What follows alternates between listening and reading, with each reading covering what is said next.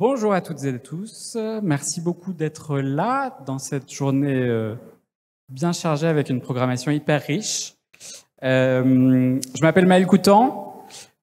Certaines d'entre vous me connaissent aussi sous le nom de Le Tréma ou d'ASMR Politics, bien que je n'ai pas de trouble de la personnalité, ou en tout cas pas encore diagnostiqué. Je suis créateur de contenu donc sur les réseaux, mais aussi je suis consultant en com, spécialisé dans l'accompagnement des structures engagées. Aujourd'hui, on s'interroge. Est-ce que les COP vont bien? C'est une question qui est pas si anecdotique que ça dans le moment préfasciste qu'on traverse en ce moment. Et il y a une nécessité aujourd'hui de se demander si d'autres modèles sont possibles et d'autres modèles surtout peuvent travailler à faire rempart, à mener la bataille culturelle et aussi à offrir d'autres modèles pour changer concrètement le quotidien des gens. Et je pense que justement c'est le sous-texte de ce festival qui est la question de est-ce que les entreprises sont politiques? Quand Chahine, qui est le secrétaire général des Licornes, m'a proposé d'animer une table ronde, c'était en juillet dernier. Alors c'était juste après la Pride et toute la polémique, toutes les polémiques qui ont eu lieu à ce moment-là autour de l'affiche et du mot d'ordre.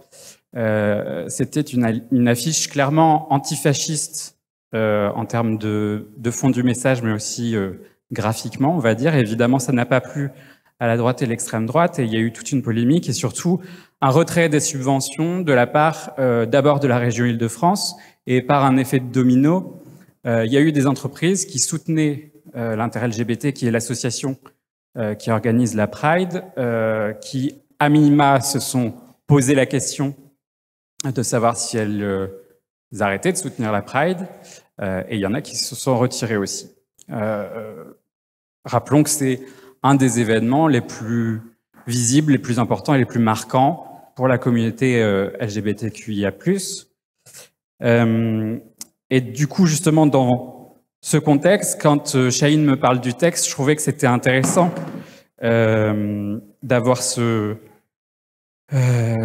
regard-là et de faire le lien. J'ai fait tout de suite justement le lien avec cette actualité et aussi avec le recul des entreprises aux États-Unis suite à l'élection de Trump sur ces mêmes questions-là. Alors, sur les politiques donc de diversité, équité, inclusion, qui recouvrent à la fois des soutiens aux associations, mais aussi justement comment on fait à l'intérieur de l'entreprise, on va en parler évidemment, mais pour à minima protéger les salariés, les travailleurs et les travailleuses qui sont issus de catégories minorisées. Et quand je parlais tout à l'heure d'un modèle qui fasse la différence dans le quotidien des gens, je parle évidemment des gens, des consommateurs et des consommatrices qui peuvent soutenir activement un autre modèle par leur acte d'achat, mais je parle aussi justement de lieux de travail où les travailleurs et les travailleuses puissent être à minima sereins d'aller travailler dans leur structure. J'ai perdu le fil, je suis désolé.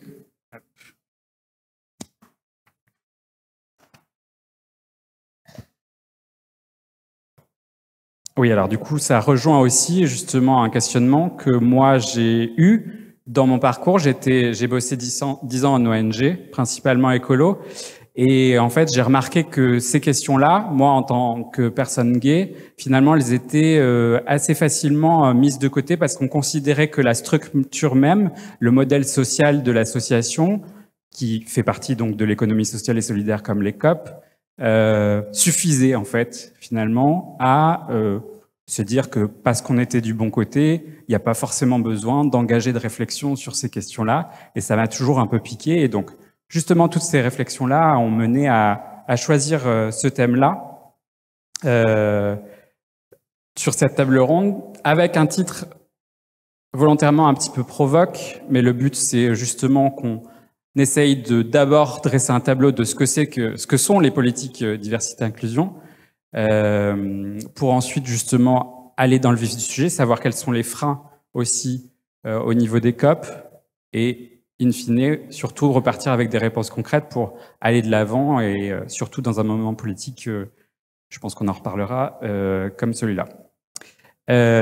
Pour en parler justement, du coup, sur la question des COP, donc on a 2 représentantes qui sont avec nous, donc Élise Notaire qui est responsable qualité au sein du réseau Cities, et Julie Razana-Baini qui est ingénieure photovoltaïque et qui a coécrit, chez Enercop, pardon, et qui a coécrit un rapport sur les DEI,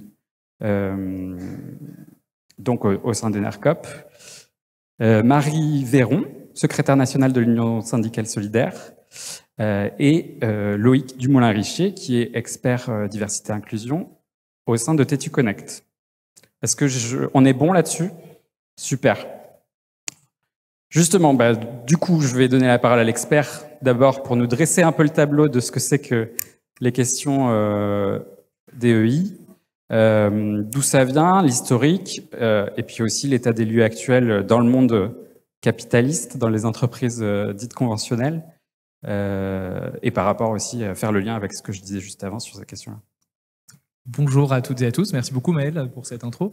Alors, dans l'ordre, nous on travaille donc avec un grand nombre d'entreprises, d'organisations plus simplement, qui soient des entreprises, des équipes sportives aussi beaucoup, et des écoles et tout autre type d'organisation. On les aide à accompagner leur mouvement d'impact sur les sujets d'I&I, c'est-à-dire comment faire pour créer des environnements qui soient pour toutes et tous des environnements où on puisse être soi-même, on puisse se développer et on puisse s'assurer que on est safe sur son lieu de travail. Ça, c'est le but numéro 1 de nous, notre accompagnement auprès de ces structures.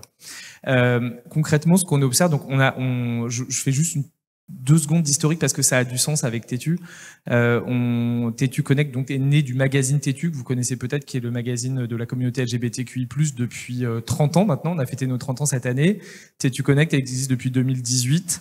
Et la création de TETU Connect, elle vient d'un constat qui était qu'on était assez en retard en France là-dessus, sur ces sujets, notamment sur les sujets d'inclusion LGBTQI+. C'est l'ADN de TETU, donc on a commencé par là. Aujourd'hui, on adresse toutes les thématiques de la diversité, bien évidemment, et de manière intersectionnelle. C'est très important, on ne silote pas. Évidemment, on ne parle pas qu'aux personnes LGBTQ+, parce qu'elles ne sont pas que LGBTQ+, dans l'entreprise, évidemment. Donc cette approche, elle a 6, 7 ans, 8 ans, et elle correspond à peu près à l'essor de la prise d'intérêt des grandes entreprises sur ces sujets. On est en retard par rapport aux pays anglo-saxons, clairement, mais bon, l'important c'est de commencer à un moment donné. Donc sur les entreprises, on va plutôt accompagner des grands groupes pour une simple et bonne raison, c'est que avant de s'attaquer au sujet LGBTQI+, notamment, les entreprises ont des obligations légales sur 3 sujets de diversité, qui sont l'égalité homme-femme, les diversités de génération, l'intergénérationnel, et les sujets liés au handicap. Le sujet LGBTQI+, il n'est pas du tout obligé de le traiter dans l'entreprise. Il se trouve que heureusement, la plupart des grands groupes ont pris conscience que c'était un sujet important. C'est entre 10 et 22% de la population à peu près, selon les classes d'âge, qui est concernée par ce sujet, plus toutes les personnes qui sont concernées indirectement. Donc en fait, ce sujet, il concerne beaucoup de monde. Donc c'est une prise de conscience qui est importante de la part des boîtes. Et donc l'idée, c'est de se dire comment on fait en sorte que les personnes LGBTQI+, puissent avoir toute leur place dans l'entreprise. Voilà, c'était un tout petit aparté. Si on regarde un peu historiquement, en fait, tout ça vient. Alors c'est presque ironique quand on connaît la situation actuelle, mais tout ça vient des États-Unis originellement. Les sujets d'I&I, DEI, enfin diversité, équité, inclusion. Ils ont émergé dans les années 60 aux États-Unis, au moment où les Afro-Américains luttaient pour leurs droits, pour les droits civiques. Donc c'était majoritairement les discriminations raciales et l'égalité entre les genres. Ça, c'est la base. Dans les années 80-90, c'est un petit peu avancé, parce qu'on s'est rendu compte que uniquement interdire la discrimination, ça ne suffisait pas. Il fallait une approche proactive pour que chacune puisse trouver sa place dans la société et par capillarité dans l'entreprise, dans l'organisation dans laquelle on travaille, puisque c'est ainsi qu'on est organisé. La plupart d'entre nous va être dans un groupe pour travailler, ou dans une entreprise, dans une association, dans une coopérative, etc. Donc on va travailler. Donc l'idée, c'est de créer des environnements où finalement on puisse mettre en avant, valoriser et surtout assurer que toutes les personnes, quelle que soit leur origine, quelles que soient les diversités qu'elles portent en elles, puissent être elles-mêmes et puissent avoir la même expérience que tout autre collaborateur ou collaboratrice au sein d'une organisation. Donc ça, c'est le point important. Et donc aujourd'hui, on considère donc les sujets de diversité, équité, inclusion. Donc dans les entreprises, les grands groupes aujourd'hui, on voit que des services diversité inclusion se sont créés, ça depuis à peu près 10 ans. C'est parfois ces sujets reviennent au RH, parfois ils sont traités par la com, c'est pas l'idéal, mais ça on en reviendra dessus sans doute un moment. Mais quand il existe des services diversité inclusion, ce sont des personnes qui sont chargées de faire en sorte que ces sujets soient traités de manière concrète et avec un véritable impact pour les collaborateurs et collaboratrices. Parce que si vous traitez ces sujets uniquement pour la marque employeur, la communication et la bonne conscience le soir en se regardant dans le miroir, ça n'a pas grand intérêt. Et nous, c'est ce qu'on dit à tous les groupes qu'on accompagne. Sur les sujets LGBT, par exemple, si l'objectif c'est de mettre un drapeau arc-en-ciel une fois par an au mois de juin, super, mais ça sera pas avec nous. Moi, ça m'intéresse pas du tout. C'est pas comme ça qu'on fonctionne. On va vous accompagner déjà sur un temps long, minimum 1 an, pour mettre en place des vraies actions qui vont bénéficier à vos collaborateurs et collaboratrices et in fine à toute l'entreprise, évidemment, pas uniquement aux collaborateurs et collaboratrices LGBT. Donc ce sujet, il est un moment, il devient central parce que on peut pas se contenter de faire semblant. Et d'ailleurs, ceux qui font semblant ou qui sont pas sincèrement engagés sur le sujet de diversité, ça se voit très vite et les collaborateurs et collaboratrices s'en détournent, ou en tout cas les candidats. Aujourd'hui, il y a une étude qui est sortie en 2024 qui expliquait que 75% des jeunes diplômés étaient prêts à renoncer à une partie de leur rémunération si l'entreprise n'est pas alignée à leurs valeurs. Donc c'est pas du tout anodin. Hein. Heureusement de cette jeune génération émanent des choses qui vont dans ce sens, voilà, on a envie de rejoindre une organisation qui va correspondre à nos valeurs, à notre volonté de, si tant est que ce soit possible, transformer la société, en tout cas la faire évoluer dans le bon sens. On s'accroche, on y croit tous. Hein. Je pense que si on est là, c'est qu'on y croit un minimum. Et que c'est une nécessité. Aujourd'hui, les entreprises ne peuvent plus faire l'économie de s'attaquer concrètement à ces sujets, puisque un collaborateur ou une collaboratrice qui ne peut pas être lui-même ou elle-même au travail, qui doit cacher une partie de qui elle est, qui il est, c'est un collaborateur, une collaboratrice qui est moins performante ou moins performant. Et ça, les entreprises, dans un environnement capitaliste, ne peuvent pas se permettre ou ne souhaitent pas que leurs collaborateurs et collaboratrices soient pas au meilleur de leur performance possible. Donc ça, c'est le côté un peu cynique peut-être, et in fine, travailler sur les sujets de diversité et inclusion, c'est travailler pour le bien-être des collaborateurs et collaboratrices, sur la question de santé, sur la santé mentale, sur le bien-être au travail, mais aussi en dehors, et évidemment sur la performance. Donc voilà, en gros, sur les sujets, on en est là. Et évidemment, tout ça, ça prend la forme ça prend plusieurs formes quand on s'investit sur les sujets de diversité et inclusion. Ça va être sur le recrutement et la promotion, et les promotions en interne, sur la formation et la sensibilisation. Je pense que ça, on reviendra sans doute un petit peu dessus. Qu'est-ce qu'on met en place pour concrètement faire évoluer les connaissances et peut-être les biais aussi, pour beaucoup les biais inconscients ou non qu'on a sur ces sujets. La politique interne, la gouvernance, évidemment, ça c'est signer des chartes, c'est créer des comités d'I&I, c'est faire le reporting, les indicateurs concrets pour mesurer le progrès sur ces sujets, parce que c'est bien d'avoir des grandes idées, mais il faut pouvoir mesurer l'impact, évidemment. Et évidemment, travailler sur la culture d'entreprise. Mais ça, c'est toutes les entreprises se rejoignent là-dessus, en gros. Voilà. Avant de passer la parole au COP et d'affiner un peu plus sur le sujet COP, je vais passer la parole à Marie, justement, pour rester un peu sur l'enjeu sociopolitique quelque part. En quoi est-ce que, justement, les enjeux d'I&I peuvent rentrer en ligne de compte, ou en tant cas s'articuler avec, justement, les enjeux de lutte contre les inégalités dans le milieu du travail? Oui, merci pour l'invitation. Et effectivement, tu le disais un petit peu en introduction, le contexte sociopolitique actuel, il est vraiment pas très fun. Et on voit bien les discours et les idées réactionnaires qui sont très très présentes et malheureusement visibles, que ce soit sur les réseaux sociaux et dans les médias. On l'a vu aussi, tu l'évoquais, voilà, le rétropédalage d'un certain nombre de grands groupes, en particulier aux États-Unis, mais pas que, sur les questions justement de politique de diversité et d'inclusion qui sont réellement un problème, et y compris la lettre de l'ambassade américaine qui a été envoyée à un certain nombre de grands groupes français pour leur demander justement de revenir sur leur politique de diversité, voire de supprimer complètement cette politique de diversité, ce qui pour nous est vraiment dramatique, puisque c'est déjà des enjeux qui, à notre sens, sont trop peu pris en charge, ou pas suffisamment bien, en tout cas pris en charge dans les entreprises et dans les administrations aussi, puisqu'elles sont concernées aussi. Et donc nous on garde en tête que ça doit nous rappeler que le risque de backlash il est là, il est bien présent, et que effectivement on doit toutes et tous agir concrètement. Donc agir nous en tant que représentants des travailleurs et des travailleuses, mais aussi en tant que travailleurs et travailleuses, et en particulier dans les COP où effectivement on n'est pas épargné forcément par ce sujet-là. On voit bien qu'il y a un rejet politique des politiques de diversité, d'équité et d'inclusion par les dominants. Majoritairement, celles et ceux qui s'opposent, d'ailleurs c'est plutôt ceux qui s'opposent à ces politiques-là, et qui réagissent assez vivement, en tout cas sur les réseaux comme on le disait, ou dans les médias, ce sont majoritairement des hommes blancs, hétéros, cis et valides. Donc ça montre bien que ces mesures, elles sont perçues comme une menace pour leurs privilèges, et ça nous donne, à Solidaire, ça nous conforte dans l'idée qu'il y a vraiment un enjeu de s'emparer de ces thématiques-là dans nos lieux de travail, et que, en tant que représentante du personnel et en tant que travailleurs et travailleuses, on doit peser sur nos organisations de travail pour que ces thématiques-là soient prises en charge. On est bien conscient et consciente qu'il y a de nombreux stéréotypes qui sont toujours là, et qu'ils ont des conséquences importantes sur le monde du travail et sur notre travail au quotidien. Et que, y compris nous, à l'intérieur de l'Union syndicale solidaire, on a ces sujets-là qui doivent être pris en charge, et qui le sont en tout cas.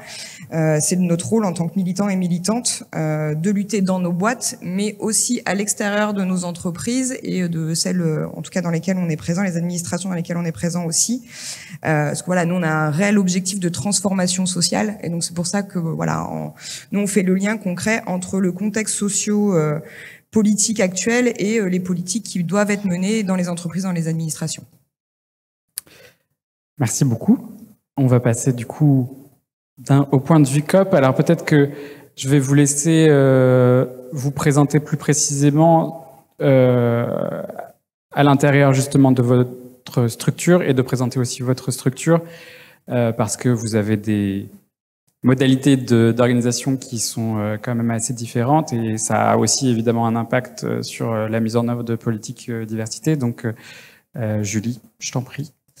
Oui, du coup, bonjour. Moi, c'est Julie Hernanabaini, donc ingénieure d'études de photovoltaïque chez Enercop, qui est un fournisseur, un producteur d'énergie, et qui vend aussi des services énergétiques annexes à ces deux autres activités. Et je suis aussi donc élue CSE à Enercop, et là aujourd'hui je représente un groupe de salariés qui s'est auto-constitué pour travailler sur la diversité et l'inclusion à Enercop.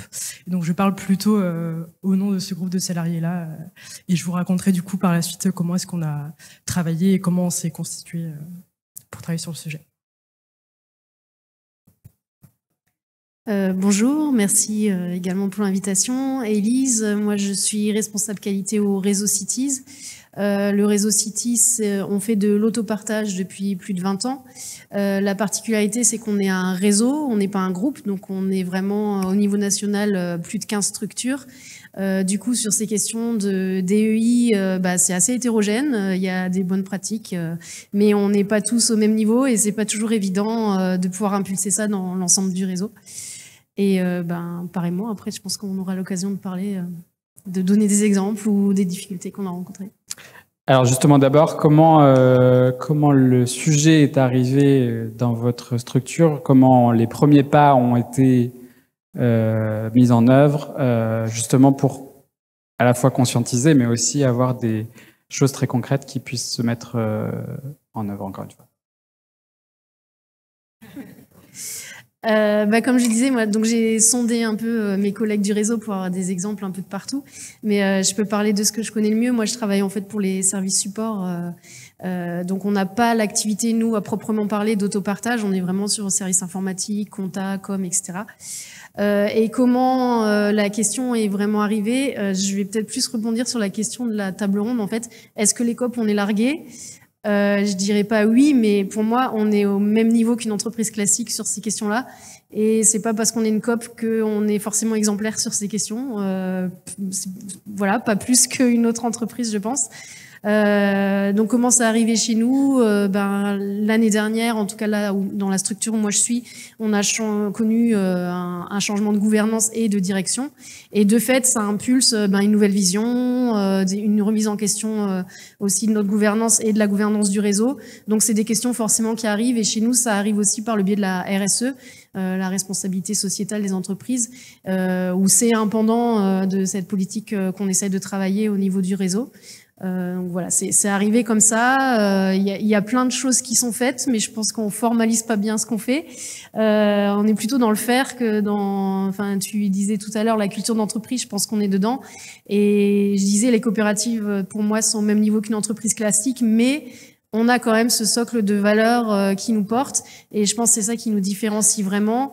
Mais c'est pas parce qu'on est une coopérative qu'on est exemplaire, voilà. Donc ça se travaille. Je pense que même qu'on a des leçons à tirer peut-être de grandes entreprises du secteur plus classique, libéral, sur ces questions-là. Je pense qu'il y a encore du travail. En tout cas, je parle pour notre réseau. On a encore des marges de progrès. Et pour Enercop? Oui, du coup, nous, ça a commencé par une semaine de sensibilisation, donc, dont le thème était la diversité et inclusion, qui a été donc organisée par l'équipe RH et par le CSE, qui a déclenché un déclic chez certains salariés qui se sont auto-organisés et ont commencé à réfléchir sur le sujet. Et leur travail a pu être cadré, formalisé grâce à ce qu'on appelle chez Enercop les groupes projets. Donc c'est grâce à des accords qui ont été négociés entre les syndicats et la direction, donc des groupes de salariés autoconstitués dont on reconnaît le travail et le nombre d'heures passées sur ces travails-là, et donc ça permet, donc ces groupes projets, aux salariés de travailler sur des sujets transverses à la coopérative qui soient autres que nos missions opérationnelles qu'on a par ailleurs. Et donc le groupe projet diversité inclusion est né grâce à ce cadre formalisé et grâce à la volonté des salariés de travailler sur le sujet. Et donc voilà, le groupe projet il a duré donc les conditions imposées par le CSE et l'équipe RH pour que ce groupe projet puisse naître, c'est qu'il faut qu'il y ait donc un début et une fin. Donc le groupe projet il a duré à peu près 1 an, et donc avec des livrables bien définis dont je vous parlerai peut-être par ailleurs. Et il faut qu'il y ait un membre du CSE, un ou plusieurs membres du CSE qui soient présents dans le groupe projet pour l'animer, pour le cadrer, pour en parler en plénière CSE avec la direction, etc. Voilà, donc c'est un peu, donc ça fait à peu près 2 ans que le sujet est récurrent à Enercop, et donc l'intention du groupe projet c'était de faire un état des lieux de la diversité et de l'inclusion à Enercop, et de lister tout un tas d'actions et de recommandations adressées à la direction, au CSE et aux équipes managériales d'Enercop pour démarrer une politique de diversité et inclusion proactive et la pérenniser. Voilà, donc là on en est là. Merci. Est-ce que, de ce que j'entends, ça rejoint peut-être aussi la manière de travailler dans l'opérationnalité des mises en place de politiques D&I sur les ERG? Je ne sais pas si tu veux en dire un mot. Oui, tout à fait. On remarque qu'il y a énormément d'actions D&I qui émanent des salariés en fait dans les entreprises. C'est pas uniquement. En fait, les actions D&I sont complémentaires des pratiques RH. La RH, elle est là pour garantir que la loi soit appliquée, que les pratiques qui sont inhérentes aux droits de chacun et chacune soient en place, etc. Après, les sujets D&I, souvent, ça vient des salariés. Alors, dans une entreprise. Le nom en anglais, l'anglicisme, enfin l'acronyme en anglais, c'est ERG, Employee Resource Group. Donc ça veut dire ce que ça veut dire. Ce sont des groupes de salariés qui se réunissent sur une thématique précise ou transversale. Il y a des entreprises qui vont avoir un seul ERG pour toute l'entreprise qui va regrouper les thématiques liées au handicap, à l'égalité homme-femme, aux origines, aux sujets d'identité, de genre et d'orientation sexuelle, etc. Ou d'autres qui vont avoir des ERG très fragmentés, mais qui vont aussi souvent interagir, et monter des événements ensemble. Donc oui, c'est très important de noter que les salariés sont les premiers acteurs de ces sujets aussi parce qu'ils les vivent et qu'ils sont eux-mêmes le reflet de la diversité dans l'entreprise, donc c'est très important. Et surtout, ce qu'on observe, c'est qu'ils vont avoir des idées peut-être plus novatrices, plus avancées que peut-être les RH, même si souvent ils font du bon travail, c'est pas le sujet, mais c'est important de dire que les salariés sont la force vive numéro 1 pour faire avancer ces sujets et pour sensibiliser, pour organiser des événements, des semaines. Tu parlais de la semaine de l'inclusion, c'est ça? Ouais.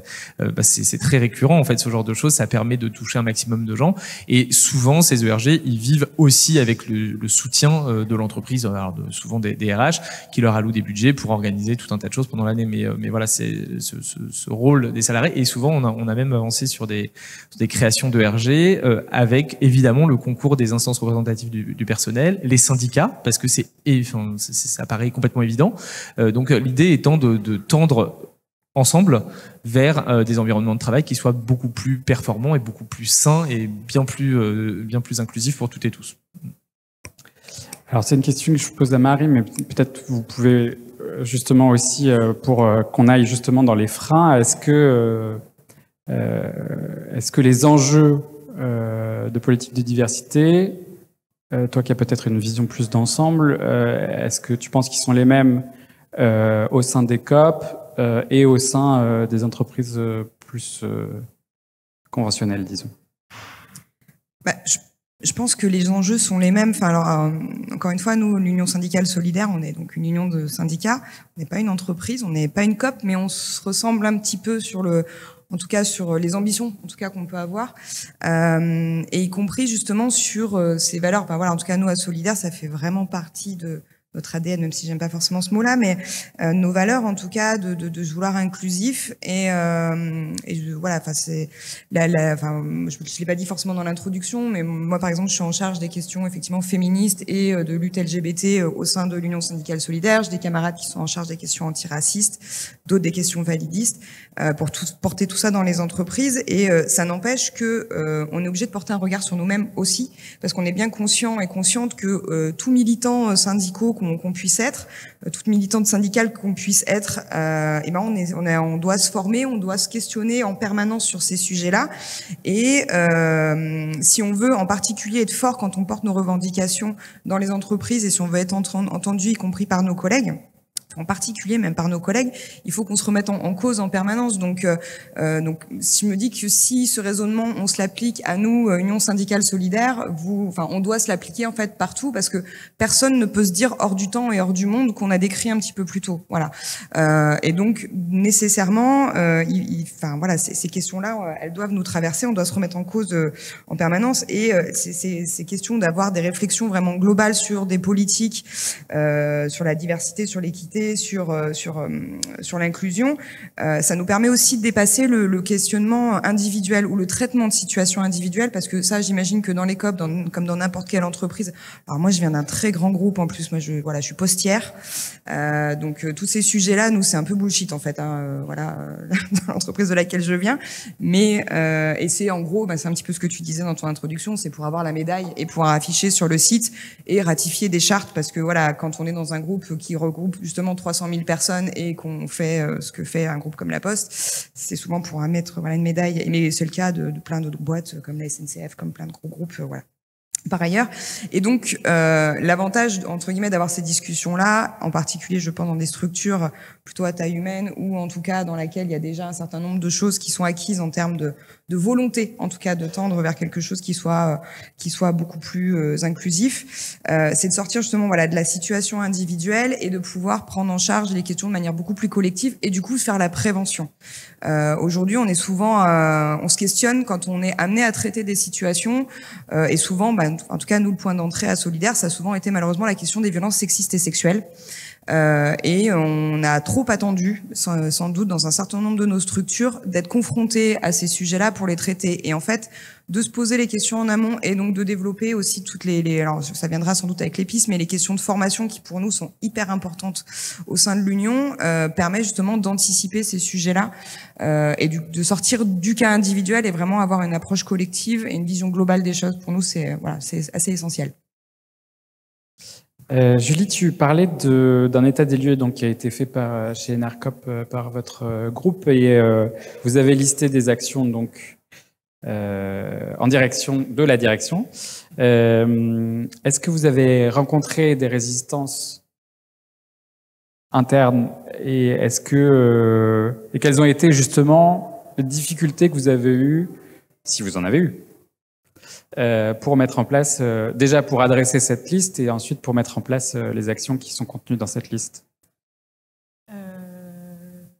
Je pense qu'on n'a pas eu de résistance frontale vis-à-vis de notre projet, mais c'est notre travail. Mais je pense que c'est dur sur ce sujet-là de décider de passer du temps et de décider parce qu'on a toujours l'impression que c'est pas prioritaire ou que on se dédouane de travailler sur ce sujet-là parce que notre structure est par ailleurs engagée sur la justice sociale et autres valeurs donc revendiquées par les coopératives. Et du coup, on a du mal à dédier du temps et des moyens à travailler là-dessus. Donc peut-être sur cet aspect-là, je dirais que c'est un peu une résistance à laquelle on a dû faire face. Mais il n'y a pas eu de résistance frontale, il n'y a pas eu de personnes qui se sont révoltées face à notre travail. Donc, je ne sais plus quelle était la suite de ta question. Mais... non, c'était ça. Et Elise, de ton côté? Chez nous, c'est plus pareil. Je pense que dans la gouvernance collective dans laquelle on est, dans les coopératives, c'est quand même un terrain propice à ce genre de réflexion. Moi, les difficultés que je vois à notre niveau, je le disais au début, c'est plutôt qu'on est un réseau, donc de pouvoir impulser ça chez chacun, pardon. D'autant que les structures ont des tailles différentes, donc je pense derrière, il y a quand même clairement une question très basique des moyens humains qu'on met là-dedans. Tu parlais des services RH, du CSE, des syndicats. Chez nous, il y a des toutes petites structures. On n'a pas de CSE, pas forcément de syndicats impliqués, donc c'est difficile. On a déjà le quotidien à gérer. En plus, effectivement, on a ce sentiment que comme on est une coopérative, de fait, on aborde ces questions sont pas forcément abordées parce qu'on pense que peut-être qu'on est déjà bien engagé là-dedans. Donc, je pense qu'un des gros freins chez nous, en tout cas, c'est les moyens qu'on peut mettre sur ces sujets-là. Mais voilà, on avance quand même, comme je le disais tout à l'heure. Et au niveau de notre réseau, on a un groupe de travail RSE qui a notamment fait un état des lieux aussi des pratiques. Alors RSE, c'est pas que la DEI, mais en tout cas, c'est un des aspects. Donc voilà, on essaye de travailler comme ça collectivement sur ces sujets et d'impulser ça au niveau de notre réseau. Et voilà. Mais le plus gros frein, je pense, c'est ça, c'est le temps et les moyens humains qu'on peut mettre quand on est des toutes petites coopératives ou des petites structures. C'est pas forcément évident. Loïc, du coup, sur la question des moyens et du temps passé, moyens humains, moyens financiers, j'imagine qu'il n'y a pas que dans les COP où c'est un enjeu, c'est aussi un arbitrage après, question politique, mais comment on répond à ces arguments-là? Ce que tu viens de décrire, en fait, on le rencontre aussi dans des très grands groupes, c'est-à-dire que quand je parlais des ERG tout à l'heure, un ERG, ça repose sur la volonté des salariés de s'impliquer au-delà de leur activité professionnelle à proprement parler. Donc c'est un engagement qui peut prendre du temps, des ressources, etc. Et donc parfois, on a du mal aussi à créer une dynamique parce que les gens sont occupés, ont une vie à côté, et c'est tout à fait compréhensible. Alors je note aussi que les grands absents des ERG, et notamment sur les sujets égalité hommes-femmes et diversité LGBTQ+, ce sont les hommes cisgenres, hétérosexuels. Sur les sujets de diversité en général, ce sont les grands absents. Des femmes hétéros, cis, alliées, des sujets LGBT par exemple, il y en a tout le temps, partout. Elles sont les premières à se retrousser les manches et à être aux côtés des personnes concernées pour faire avancer les choses. Les hommes, c'est un peu plus compliqué. Bon, ça, c'est un autre sujet, mais je pense que c'est pas complètement anodin de le mentionner. Alors, les moyens, effectivement, plus la boîte est grosse, plus aussi elle est capable d'allouer des moyens pour financer des actions, des événements, faire payer des formations, parce qu'on peut aussi se reposer sur les budgets formation des entreprises pour alors je vais prendre quelques exemples, mais dans des boîtes avec lesquelles on travaille, on va former par exemple l'intégralité des managers sur les sujets des biais. Alors je prends un exemple, biais inconscients et microagressions, sur les sujets liés au handicap. Là, on va lancer un gros projet avec un gros client dans pas très longtemps. On va toucher l'intégralité des managers. Ils seront obligés d'être là et d'assister à ces formations parce que c'est dans le cadre de ce qui leur est demandé. Donc ça, c'est des choses. Voilà, on a le moyen. Moi, je suis très coercitif là-dessus. Il faut obliger les gens à se former, à sensibiliser sur ces sujets. On peut faire autant de tables rondes qu'on veut. On sera toujours entre nous et tous d'accord. Si à un moment on va pas chercher les gens pour qui c'est pas naturel de parler de ces sujets, on va pas y arriver. Donc, et pour rebondir sur ce que vous disiez aussi, ça se passe au plus haut niveau de la boîte. Si le top management d'une entreprise est pas engagé et n'est pas convaincu du bien fondé de ces sujets, et ça n'avancera jamais. En fait, on peut se battre autant qu'on veut quand on est salarié ou même manager. Si au-dessus, ça ne débloque pas des budgets, ça ne s'engage pas, ça ne visibilise pas les actions de l'entreprise par sa voix, parce que un dirigeant, une dirigeante, c'est quand même souvent le plus visible ou la plus visible de sa boîte, donc c'est très important. Et c'est pour ça qu'on a des dirigeants de très grandes entreprises, des gens très connus, qui vont être des vrais alliés et vraiment engagés. Alors, c'est pas le cas dans toutes les boîtes. En tout cas, quand c'est le cas, il faut le dire, parce que c'est important d'avoir ce soutien. Et effectivement, quand des budgets peuvent être alloués pour accélérer un petit peu les choses, malheureusement, j'aimerais bien que ce soit pas le cas, mais le fait d'avoir des fonds alloués spécifiquement à ces sujets permet quand même d'accélérer et de faire des choses très concrètes. Ça n'exempte pas, encore une fois, la formation, la sensibilisation, le côté vraiment pédagogique des choses. En fait, et il faut partir du principe aussi que tout le monde ne sait pas tout. Enfin, je veux dire, c'est très ok de pas être au niveau sur les sujets, de pas, parce que parfois on n'a pas été confronté à ces sujets dans sa vie perso ou pro. En revanche, la responsabilité de l'entreprise, c'est de pallier ça et de boucher un petit peu les trous et de proposer à ses collaborateurs et collaboratrices de se mettre au niveau sur ces sujets et à ses managers bien évidemment et ses dirigeants. Donc ça, c'est vraiment un truc dont on peut pas faire l'économie, je pense, aujourd'hui.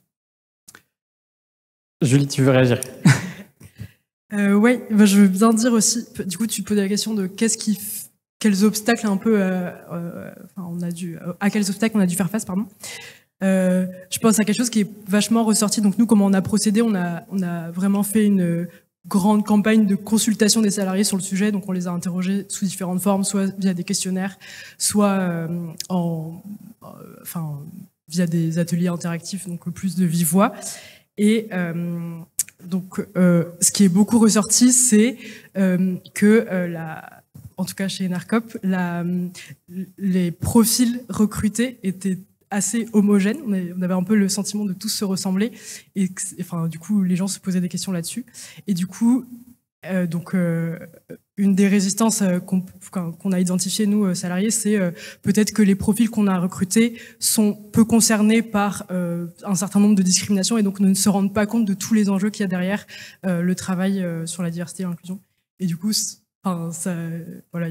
l'enjeu des formations est hyper important et de la sensibilisation aussi sont hyper importants. Et voilà, un des obstacles qu'on a identifié, ça peut être ça aussi. Élise, je crois que vous avez un peu aussi le même sujet. Oui, l'enjeu sur le recrutement, c'est clair qu'il est. C'est même la base, je dirais, pour que l'entreprise soit vraiment dans l'inclusion et la diversité. Ça passe par ses collaborateurs. Chez nous, en fait, c'est plus. C'est quelque chose qui est vraiment, comme je disais, c'est pas forcément formalisé, mais on le porte. Par exemple, lors d'entretien, on va essayer justement de trouver des profils différents. Par exemple, je le disais, là, on a eu des changements au niveau de notre direction l'année dernière.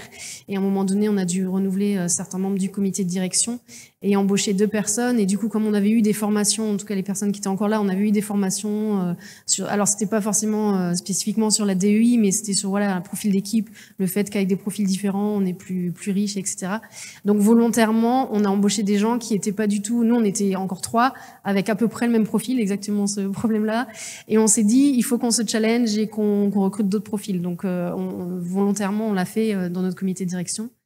Et une autre difficulté qu'on a, mais je pense que ça dépend vraiment de la spécificité des métiers, mais je pense par exemple chez nous, en tout cas dans les coopératives Il y a un métier de préparateur, donc les personnes qui s'occupent des véhicules, qui vont les laver, les entretenir, etc. C'est des profils très masculins.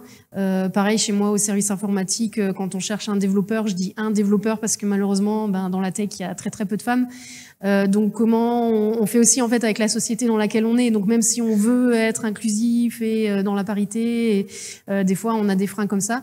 Mais en tout cas, par exemple pour le poste de développeur ou développeuse, dès qu'il y a une candidature femme, il y en a très peu, on les reçoit systématiquement en entretien. Par exemple, c'est un exemple concret de s'astreindre à ça.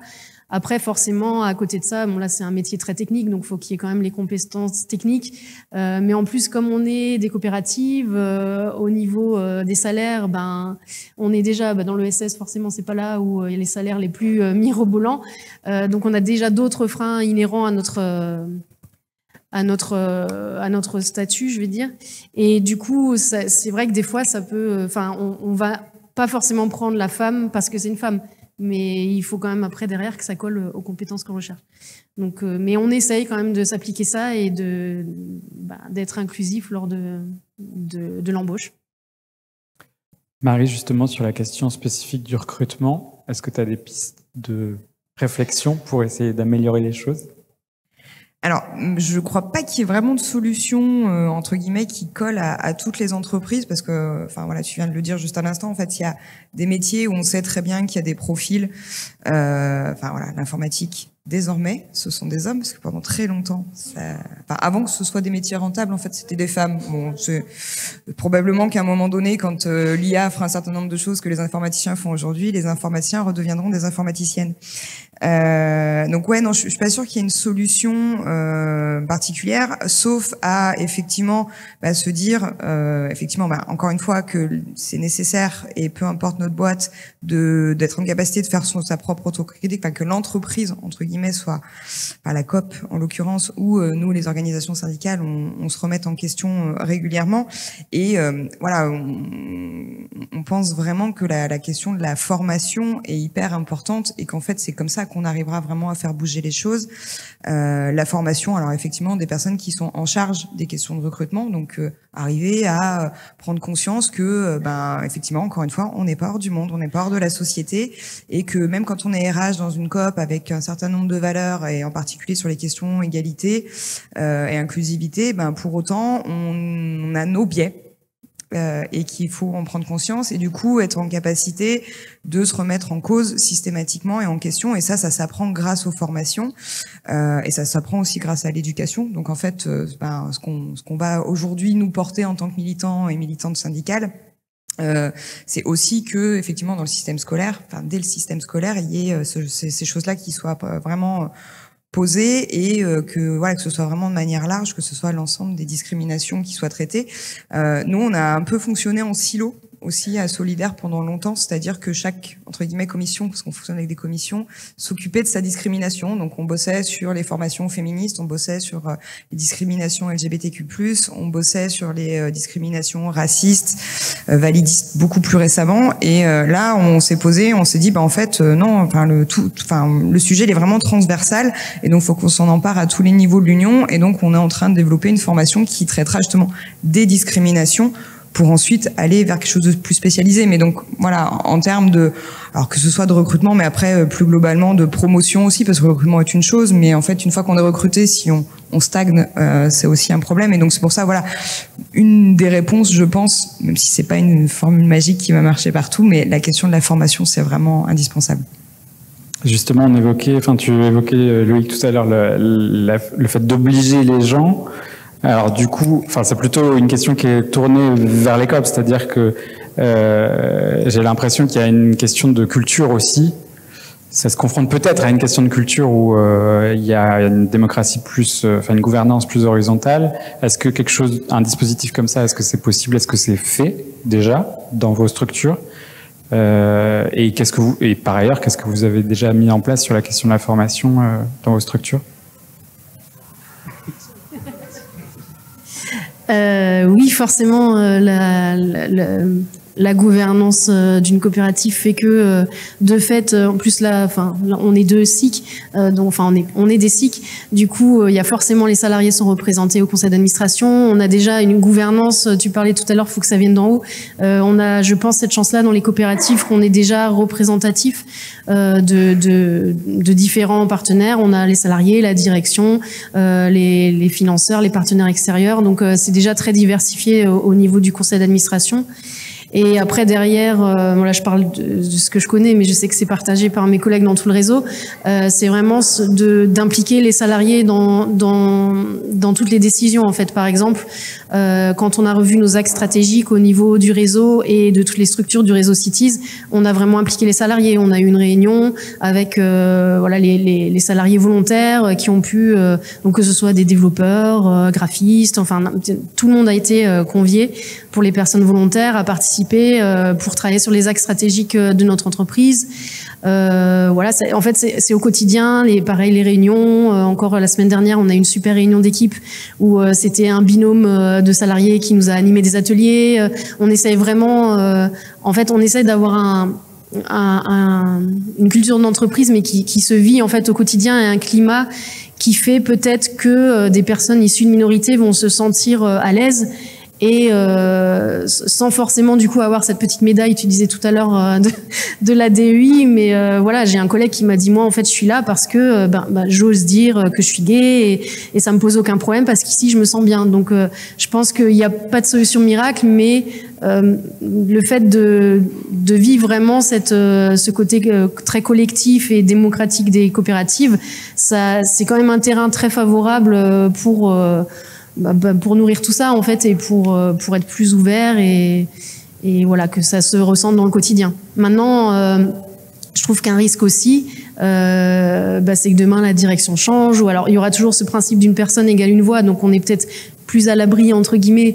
Je vais à l'extrême, mais si demain il y a un directeur qui change, qui est complètement tyrannique et qui est trumpiste dans une coopérative, ça serait problématique. Mais je pense qu'on a quand même ce petit garde-fou qui fait qu'on est de toute façon de fait par notre gouvernance dans du collectif et on est peut-être plus à l'abri, on va dire, même si c'est pas le cas. Mais je trouve du coup que c'est important. Une des réflexions qu'on a, par exemple, ça serait est-ce qu'on n'inscrirait pas ces principes de DEI dans nos statuts de SIC. Ça peut être des choses à réfléchir, de vraiment que ce soit inscrit et que demain la direction change, mais le cœur de l'entreprise reste le même et la philosophie reste la même, les valeurs restent la même. On a bien nos valeurs et plein d'autres choses dans les statuts, donc pourquoi pas élargir à ces questions-là. Moi je suis assez d'accord avec ce que tu dis et je rajoute du coup à Enercop on promeut vachement l'intelligence collective et du coup c'est plus une déclinaison plus opérationnelle quoi. Donc comment est-ce qu'on va gérer les réunions par exemple pour s'assurer que chaque personne, peu importe qui il ou elle est, a par exemple le même temps de parole ou a le même poids dans le sujet qui est abordé.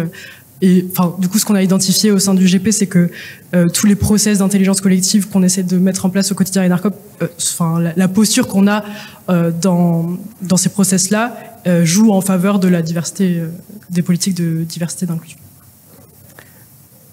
Et alors, du coup, concrètement, chez Enercop, comment vous avez, pour mettre en place les actions que vous avez listées, est-ce qu'il y a eu une priorisation dans les chantiers que vous avez engagés? Est-ce que c'était par thématique, par moyen d'action? Oui, donc on a vraiment listé tout un tas d'actions qu'on a effectivement catégorisées. Donc il y avait évidemment un gros focus sur le recrutement parce que c'est sur la diversité qu'on avait l'impression que ça pêchait en un. Mais on a aussi décliné des actions sur le management, la gestion des carrières et la gouvernance partagée, donc on promeut à Enercop, sur la vie d'entreprise, la culture d'entreprise et les normes un peu implicites de la boîte et un peu des actions plus stratégiques diversité inclusion qui permettraient donc de pérenniser toutes ces petites actions qu'on a listées, dont par exemple désigner des référents diversité inclusion qui sont en charge de faire vivre et de s'assurer que sont traités ces questions-là un peu en continu de la vie de la coopérative, quoi. Et après, oui, dans le rapport, on les a priorisés. En fait, cette liste d'actions, elle n'est pas issue de notre chapeau. On s'est un peu formé quand même pour pouvoir proposer celles qui nous semblaient être prioritaires. Et on a aussi donc beaucoup consulté les salariés. Et c'est beaucoup de la part des salariés que sont venues toutes ces idées et qu'on a classées parce qu'elles semblaient plus importantes pour eux. Voilà. Et alors justement, la place des salariés est hyper importante dans ce que tu dis. Est-ce que c'est tous les salariés ? Est-ce que c'est uniquement celles et ceux qui sont concernés par ces thématiques-là, et les personnes concernées dans ces thématiques-là, justement, par extension, comment elles sont impliquées dans la construction de cette politique ? Ouais, ça a été une question parce que, notamment, juste pour constituer le groupe de salariés qui allait travailler là-dessus, on s'est posé la question de comment on constitue ce groupe. Et nous, on a décidé de se reposer sur le volontariat parce que on voulait pas cibler des gens en particulier, parce qu'on trouvait que ça pouvait être stigmatisant et qu'on voulait pas forcer la main à des gens qui n'avaient pas forcément envie de s'impliquer. Mais effectivement, ça a été une question. Et après, par contre, on s'est dit, donc, dans notre manière de faire, dans notre méthodologie, donc si on accepte que ce soit les volontaires qui travaillent là-dessus, il faut vraiment mettre de l'énergie à fond sur consulter les salariés, quoi. Donc, et donc faire en sorte de brasser le plus possible de gens dans les questions qu'on va pouvoir poser aux salariés de la COP et dans les ateliers qu'on va pouvoir faire. Mais oui, effectivement, c'est toujours une question comment ça. Et en même temps, la diversité, ça regroupe tout un tas de caractéristiques, donc on peut pas trop. Ce serait réducteur de cibler des gens parce qu'on a l'impression que c'est les bonnes personnes pour répondre aux questions. Et bref, je sais plus. En gros, oui, ça reste une question. Est-ce qu'on est sûr de brasser vraiment toute la diversité et il y a des gens qui sont peut-être moins volontaires que d'autres à répondre aux questions, mais j'ai pas de solution miracle. Mais ça a été une question effectivement. Marie, est-ce que tu veux rebondir là-dessus, sur la question de comment impliquer les travailleurs et les travailleuses justement dans les plus concernés? Ouais. Alors après, nous, encore une fois, c'est une réponse de syndicalisme, mais forcément, on se la pose aussi parce que on veut pas non plus, nous, en tant qu'organisation syndicale, parler à la place des gens. En plus, voilà. Après, ça dépend sans doute de la construction et de l'histoire de l'organisation, mais nous, on se voit vraiment comme un outil au service des travailleurs et des travailleuses, et non pas une organisation qui va penser et agir à leur place, très attachée aux valeurs d'auto-organisation et d'auto-gestion que vous avez évoquées, sans forcément dire le mot, mais en tout cas, voilà, c'est des valeurs qu'on partage réellement. Et donc, comment on fait pour effectivement ne pas faire à la place ou ne pas parler à la place? Il faut arriver effectivement à les concerner, et c'est là où c'est pas forcément évident. Alors nous, on essaye de mener, on va dire on parle de campagne souvent dans les organisations syndicales, mais effectivement de produire du matériel en fait qui permette aux collègues, aux travailleurs et aux travailleuses de s'emparer finalement de ces questions-là. J'évoquais les questions de lutte contre le racisme. Là, donc les collègues qui sont en charge de ces sujets-là au sein de l'Union ont produit récemment une campagne avec un quiz qui est mis à disposition donc de l'ensemble des syndicats et des fédérations qui composent l'Union syndicale solidaire, qui peut être diffusé du coup aux travailleurs et aux travailleuses, qui permettent de se questionner sur ces sujets-là. Et donc c'est une façon pour nous, bien évidemment, de poser cette thématique-là dans l'entreprise et dans les associations et dans les administrations, parce que voilà, on a un champ de syndicalisation qui est forcément très large, puisqu'on parle à l'interpro vraiment au sens large du terme. Et c'est aussi une façon de dire aux personnes qui sont potentiellement concernées par les questions par les discriminations, même si je suis assez d'accord pour dire qu'en fait on est toutes et tous concernés, parce que même si on vit pas la discrimination, on vit peut-être à côté de quelqu'un, on travaille certainement à côté de quelqu'un qui elle ou lui la vit. Mais voilà, c'est une façon, en tout cas, pour nous de nous placer, nous positionner en tant que, on va dire, organisation qui est en capacité de comprendre et d'agir sur ces sujets-là, et donc en gros, de dire, voilà, la prochaine section syndicale que vous voulez monter dans votre COP, elle sera solidaire, quoi. Vous avez été plusieurs à parler de médailles et de labels, etc. Alors justement, comment est-ce que, peut-être Loïc, tu peux nous en parler, comment est-ce qu'on évite que ce soit juste de la com, et aussi surtout comment on arrive à mesurer l'impact et surtout l'efficacité de politiques D&I? Alors, oui, on parlait de chartes, de médailles, etc. Ça, les chartes, par exemple, ça n'engage que ceux qui y croient. Sur le sujet LGBTQ+, il existe une charte qui fait référence et autorité et qui est très bien. Franchement, je ne vais pas la dénigrer, loin de là. Néanmoins, elle peut pas être l'unique outil mis en avant par une entreprise pour dire, regardez, on s'intéresse à ces sujets.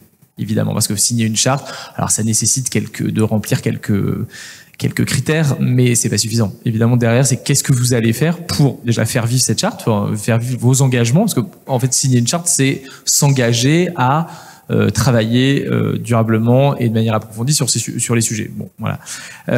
Derrière, il y a évidemment, on en a parlé en formation, des actions concrètes, des actions qui ont de l'impact et mesurer cet impact derrière. Alors, il y a plein de manières de le faire. On peut faire évaluer sa société, son entreprise, son organisation par un cabinet externe. Alors, ça coûte un peu d'argent, donc toutes les entreprises peuvent pas se le permettre, mais il existe des choses très sérieuses qui permettent d'avoir une vraie mesure de l'impact des actions sur les collaborateurs et collaboratrices. Donc, c'est une première, voilà. Et également je dirais, en fait, vraiment être à l'écoute de ses salariés. Quand on le fait pas en externe, en fait, en interne, voir comment concrètement les gens se positionnent. Je rebondis sur ce que tu disais tout à l'heure. Évidemment, on ne peut pas compter que sur les personnes concernées pour s'emparer des sujets. Ça serait super que ça soit le cas.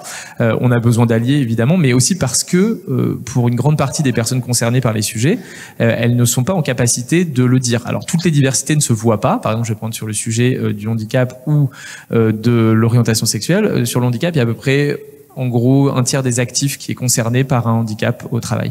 Donc c'est à peu près 10 millions de personnes.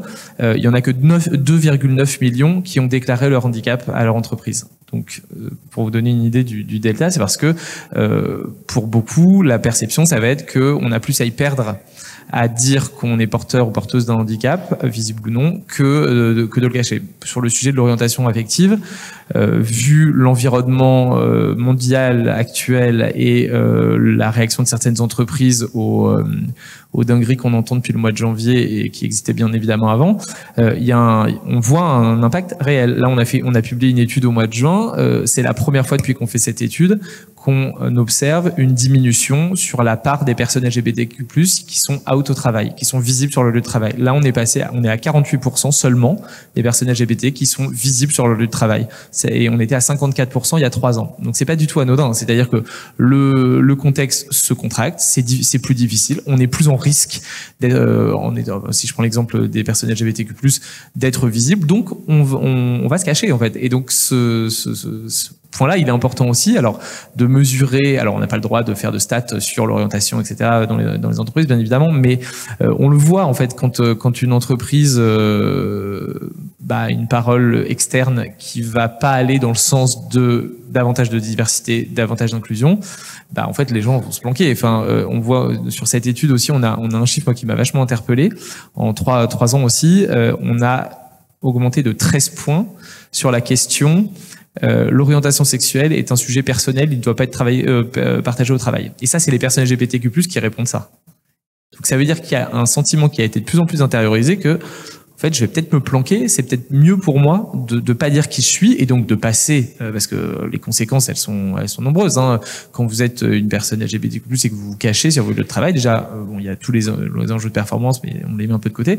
Il y a tous les droits à côté desquels vous passez. Si vous êtes en couple et que vous décidez de vous marier avec votre conjoint ou votre conjointe, si vous ne le dites pas à votre entreprise parce que vous ne voulez pas dévoiler votre orientation, vous passez à côté 2 jours de congé, d'avantages sociaux, pareil sur les parentalités. Aujourd'hui, alors, de plus en plus de grandes entreprises, heureusement, mettent en place des pratiques autour des parentalités qui sont inclusives de tous les types de parentalité, voilà. Mais vous passez à côté de beaucoup de choses sur la mutuelle, par exemple, si vous déclarez pas votre conjointe ou votre conjoint sur votre mutuelle. Enfin, c'est des choses très très concrètes en fait. Donc, j'ai fait un petit détour par rapport à la mesure, mais oui, c'est bien de lancer des actions et de se mettre en avant comme une entreprise qui avance sur les sujets d'inclusion avant d'être une entreprise inclusive, mais encore faut-il que derrière l'environnement que vous créez dans votre entreprise soit propice à ce que chacune puisse être soi-même sur le lieu de travail. Donc c'est encore le grand enjeu, je pense, sur lequel on doit tous avancer, c'est que les environnements soient réellement inclusifs. Pardon, je fais encore un tout petit détour, mais qui sera très parlant. Ça fait 2 ans que j'interviens auprès de la Ligue nationale de rugby. On sensibilise l'intégralité des clubs professionnels français. Donc on se dit le rugby, franchement, super valeur, les bons gars, la solidarité, la convivialité, formidable. Bon, j'ai jamais entendu autant de paroles racistes et homophobes dans ma vie, parce qu'on les accompagne sur les sujets de racisme et d'homophobie qui sont les 2 points les plus urgents, on va dire. Il y en a bien d'autres. Mais c'est pas compliqué. On me dit dans les équipes de rugby déjà, pourquoi vous venez nous emmerder avec ça? Il n'y a pas d'homosexuels dans le rugby français. Ah non, il n'y en a pas qui sont visibles, ça je vous confirme, il y en a 0 sur les 1500 joueurs qui existent aujourd'hui. En revanche, dans toutes les équipes, il y a des joueurs homosexuels. Mais il est impossible, le fond du sujet est là, pourquoi il n'y a pas de joueurs ouvertement homosexuels dans le rugby français? Parce que l'environnement du rugby français n'est pas propice à ce qu'un joueur homosexuel soit out. C'est impossible. Quand on entend, alors j'ai un florilège malheureusement très large, qu'il faut brûler les homosexuels, que les homosexuels n'ont rien à faire dans le rugby, que ça n'existe pas dans le rugby, en fait là le premier truc c'est ça. En fait une personne concernée, elle va pas dire au fait moi les gars, si en fait, non, parce qu'elle va être exclue de l'équipe d'une manière tangible ou non. Et bon, il y a toute la question des vestiaires, enfin je vais pas rentrer dans le détail, mais en fait voilà, si derrière on crée pas un environnement qui est propice, et la seule équipe où je n'ai pas entendu un seul propos homophobe, c'est la seule équipe où il y a eu un joueur out en activité. Aujourd'hui, il ne joue plus en pro, il est retraité. C'est Jérémy Clamier-Drou qui joue à Rouen. Jérémy, il est noir et homosexuel, donc il a fait face à au moins 2 types de discrimination dans son sport. C'est la seule équipe où on n'a pas entendu un propos raciste ou homophobe sur 30. Parce que l'environnement avait été évidemment confronté à ces sujets et s'était rendu compte que globalement pas trop de menaces d'avoir un joueur. Voilà. Bon, bref, pardon, c'était un petit aparté, mais c'est pour dire que vraiment l'environnement et ce qu'on va créer en termes de valeurs et la faute, elle revient aussi aux dirigeants des clubs, aux présidents des clubs, aux entraîneurs, à tout le staff. C'est pas que les joueurs. Les joueurs, ils ont leur part, mais tout l'environnement. Si on crée pas un environnement qui soit propice à ce que un mec gay qui joue au rugby puisse être lui-même, on peut faire des formations pendant encore 10 ans, rien n'avancera. D'ailleurs, rien n'avance, mais bon, bref, c'est un autre sujet. Mais ça rejoint justement aussi un peu dans l'autre sens, c'est-à-dire que sur la question des COP, on va s'imaginer, ce que je disais en introduction, on va s'imaginer que là, pour le coup, on est dans un environnement propice, alors que c'est pas forcément le cas. Est-ce que justement, peut-être Julie, dans l'état de lieu que vous avez fait, est-ce que vous avez eu des retours de ce type? Qui vous ont conduit à du coup mettre en place des actions. Et puis alors du coup je prolonge je reviens sur le début de ma question de tout à l'heure sur la question de la mesure de vos actions. On a plutôt eu on n'a pas eu de témoignages vraiment très spécifiques sur ce sujet-là, mais on a décelé un sentiment en gros, donc un peu de conflit de valeurs. Donc les salariés disaient c'est fou que la coopérative affiche autant, revendique autant travailler pour la justice sociale, mais qu'en interne on n'est pas trop sûr que, on n'est pas hyper proactif sur travailler sur la diversité et l'inclusion, quoi. Bon, je réponds un peu à côté, mais mais voilà. Et après sur la mesure de nos actions, non, en fait c'est un chantier qu'on a identifié. Donc ça fait partie de la liste des actions qu'on a partagées. C'est comment on mesure la diversité et l'inclusion et notre avancée sur le sujet. En fait, on est confronté très vite aux limites légales, mais ça n'empêche que, nous on s'est dit que c'était quand même ça valait quand même la peine soit de se faire accompagner sur le sujet, soit d'y réfléchir pour savoir, juste pour savoir à quel point on avance vers nos objectifs, quoi. Travailler dans le vide, c'est pas forcément, c'est pas très pertinent, quoi. Je reviens juste rapidement, Élise, peut-être sur les actions mises en place, parce qu'en fait on les a balayées rapidement, mais est-ce que tu as d'autres actions, d'autres champs sur lesquels Cities a mis en place un chantier de ce type. Alors je sais que ta structure est très diverse, mais justement c'est ça aussi qui peut être intéressant. Oui, après, de manière générale, quand même, en tout cas tous ceux que j'ai interrogés, je parle plutôt sur le champ là, du handicap ou de l'insertion. C'est vrai que il y a d'autres difficultés sur ce sujet-là. C'est tout l'encadrement de ces personnes qui parfois ont besoin de plus d'encadrement, de plus de moyens humains qu'on n'a pas forcément. Donc c'est quelque chose vers lequel on tend, mais du coup, quand c'est pas possible pour certains métiers ou d'avoir assez d'encadrement pour ces profils-là, on passe par des prestataires en fait qui font ça. Donc on va privilégier le travail avec des entreprises adaptées, des entreprises d'insertion sur certains types de métiers. Ça peut même, des métiers où il y a un fort turnover, ça peut être un bon partenariat avec les entreprises d'insertion aussi pour aider au réemploi derrière des personnes. Pour les personnes en situation de handicap, pareil, c'est peut-être une solution de travailler avec des entreprises adaptées qui, elles, ont la structure derrière pour cadrer et pour suivre ces personnes à besoins particuliers. Donc on est pas mal là-dessus en fait sur plusieurs types de métiers. Ça peut être des métiers de la gestion administrative simple. Je prends l'exemple, je sais que chez une des coopératives, une personne qui a un handicap mais qui peut quand même du coup gérer la gestion des contraventions, parce que quand nos utilisateurs ont une contravention, les voitures sont à nos noms, donc les contraventions arrivent chez nous. Et après, il y a tout un travail de saisie et de retrouver le conducteur, saisie sur la plateforme nationale. Donc c'est identifier les types de tâches qu'on peut donner à des personnes en fonction de leur handicap. Et voilà, privilégier les partenariats externes, en fait, je pense que c'est important aussi. Et que ce soit nos partenaires ou nos fournisseurs, on va toujours privilégier déjà des partenaires de l'ESS, mais encore plus, voilà, je le disais, des entreprises adaptées ou dans l'insertion pour pouvoir justement être dans cette diversité qu'on peut peut-être pas apporter nous de par notre structure en fait ou notre petite taille.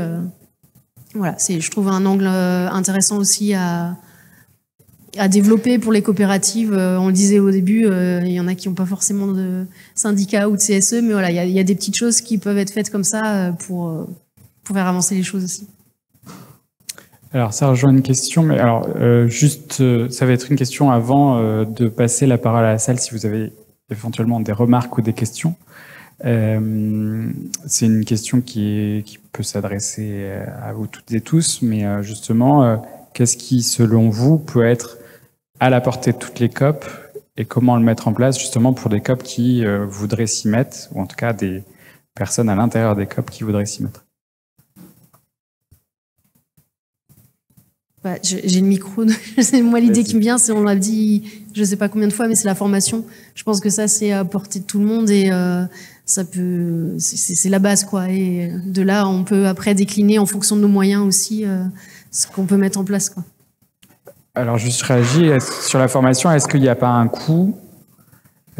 Combien ça peut coûter, justement? Est-ce qu'il n'y a pas des problématiques, des enjeux? On parlait tout à l'heure des freins qui étaient potentiellement économiques. Est-ce que... je pense qu'on a tous un plan de formation quand même, malgré la taille de nos structures. Et si c'est vraiment une volonté qui émane de la coopérative, ça peut, je pense, même avec les OPCO, voilà, il y a toujours des possibilités de financement. On fait quand même des formations sur d'autres sujets, donc pourquoi pas sur ça. Donc je pense que sur ça, ça peut... Forcément, il y a un frein financier, mais qui est le même que pour une autre formation. Enfin, je pense qu'avec les plans de formation, les OPCO, c'est faisable. Okay. Marie? Et juste sur les formations, effectivement, les organisations syndicales dispensent aussi des formations à leurs adhérents et adhérentes en particulier. Et ça, elles le font gratuitement pour leurs adhérentes et adhérents. Les seules personnes qu'on facture, c'est les entreprises et quand elles ont beaucoup d'argent. Donc voilà, donc n'hésitez pas à taper aussi sur ce clou-là, il est intéressant. Non, et après, tu m'y as fait penser un petit peu tout à l'heure quand tu parlais de dire vous alliez probablement vous engager aussi à travers vos statuts. Je pense que ça, c'est aussi un message qui est hyper fort. Alors, encore une fois, ça dépend quelle est la taille de la structure de la COP, mais nous, on l'a fait aussi au sein de l'Union syndicale solidaire. Enfin, en tout cas, voilà, bien évidemment que dans nos statuts, on rappelle, outre les questions administratives, mais qu'est-ce qu'on porte aussi, et donc nos ambitions de transformation sociale, elles sont clairement inscrites dans nos statuts. Et lors de notre dernier congrès, on a aussi fait le choix, depuis notre création, on a 2 co-délégués. Pour l'Union syndicale solidaire, on n'a jamais voulu être représenté par une seule personne. Donc on a toujours eu 2 co-délégués, on a toujours eu un homme et une femme. Et à notre dernier congrès, on a fait le choix de dire qu'on aurait 2 personnes et à minima une femme pour aussi dépasser les questions de genre et de personnes qui pourraient éventuellement ne pas se reconnaître dans un genre particulier qui leur a été assigné à leur naissance. Donc voilà, c'est assez symbolique, mais pour nous, c'était très important de le faire. Et ce qui fait qu'aujourd'hui, on a 2 co-délégués femmes. Et pour le coup, voilà, on est assez fiers de cette spécificité à Solidaire. Et aussi en termes en tout cas, nous, c'est ce qu'on enseigne dans les formations qu'on dispense. On enseigne, en tout cas, qu'on transmet en termes de connaissances dans les formations qu'on anime.